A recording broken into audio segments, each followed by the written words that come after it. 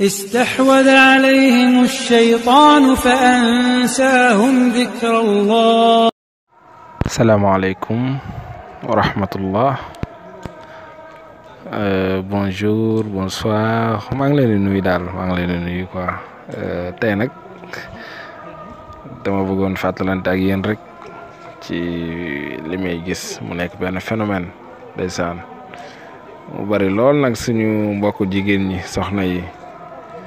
waaw tabaski yeeg korité yeeg wala sax parfois lu dul tabaski lu dul korité mooy wonewu bi wax dëgg yàlla bari na lool ci statut yi bari na ci lool sax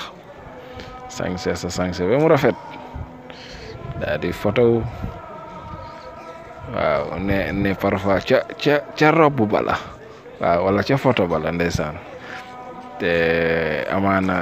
ñi lay seetaan est-ce que sax dañu wax macha allah te làmmiñ dafa am. Et le pire, c'est quand je vois certaines de ces sœurs-là, elles portent le voile et elles dansent et elles s'affichent sur les réseaux sociaux. Sur TikTok, elle a le hijab et elle danse. Sur Instagram, pareil. Mais subhanallah, mes sœurs, mais craignez votre Seigneur, ayez un peu de pudeur, ayez honte. moo ci gën a doy waar mooy li l'islam jàngaleel di alquran wax ko wala tabarrajna tabarrujal jahiliyatil ula waaw bi muy wax naan waqarna fi buyutikunna wax naan soxna yi nañu dëju ci kër yi nañu toog ci kër yi te buñ doon génn sax bu ñu exhibé wu waaw bu ñu wane seeni taar comme jigéenu njëkk. yàlla nee na yéen jigéen ñi sax leen ci kër yi bu leen génn ni saay si doon génnee nga ne yow génn loo mais da nga yor sa téléphone di def ay statut jigéen def statut wane sa taar di wane sa bind di def ay commentaire mooy génn démb ba min tilka min makaidi sheytaan dafa bokk ci pexe seytaane mu nax la yow jigéen ji léegi jigéen ñi même ñuy muuru da nga leen di gis ci internet bi ñuy wane seen bopp di def yoo xamante ni subhanallah xanaa dañoo fàttali borom bi waxoon wala yubdiina laaj waaw damay laaj su fekkee léegi même génnoo waaye yow ni nga mel ci taar yëpp def nga ko ci internet bi ci whatsapp bi ci facebook bi ci nangam bi ñëpp gis nañ ko est-ce que tamit duggoo ci aaya boobu est-ce que yow duggoo ci aaya bi nañ ci bàyyi xel wax dëgg yàlla waaw mbir yi li ci jaxasoo bari na daal moo tax moytu ko moo gën balaa ngay tàbbi ci ay mbir tàbbi ci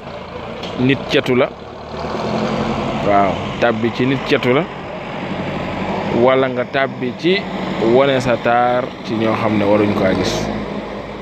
waaw nañu moytu daal nañ def ndànk wax dëgg yàlla waaw mais li may gis ci jamono ji moom xaw na yéema daal wax dëgg yàlla wone bu bi bari na trop sax te am na ñoo xam dañoo ñeme nga jël sa bopp jël sa soxna wala jël sa borom kër jël sa doom jël sa na ñëpp nga estati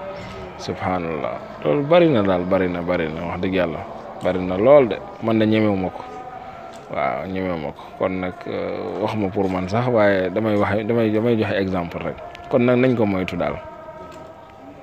nañ ko moytu sincèrement am na yoo xam ne moom parfois da nga naan mais après lii pour lan la waaw nga def sa 10 photos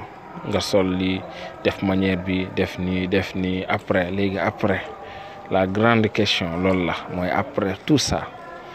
quelle est l'importance lan mooy utilité bi